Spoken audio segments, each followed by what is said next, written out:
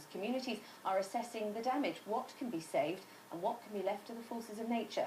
Our environment correspondent Adrian Campbell has been looking at the human and financial costs.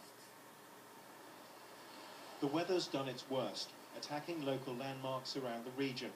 Topsham near Exeter has lost its historic path along the River Exe, known locally as the Goat Walk.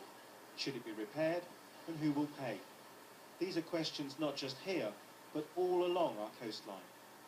These chalets at Branscombe are typical of properties at risk. They're worth potentially millions of pounds.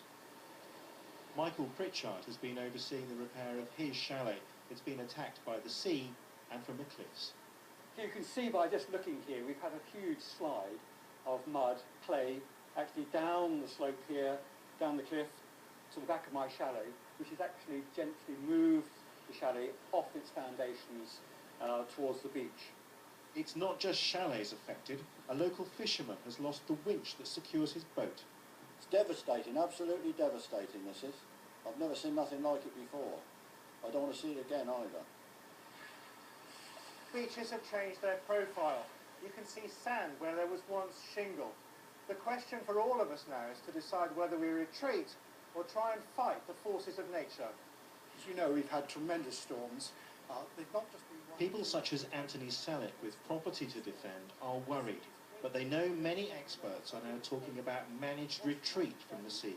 It's very unfortunate. Natural England see this as an area where it will be allowed naturally to erode, and therefore they don't want any materials that are not already here put in place.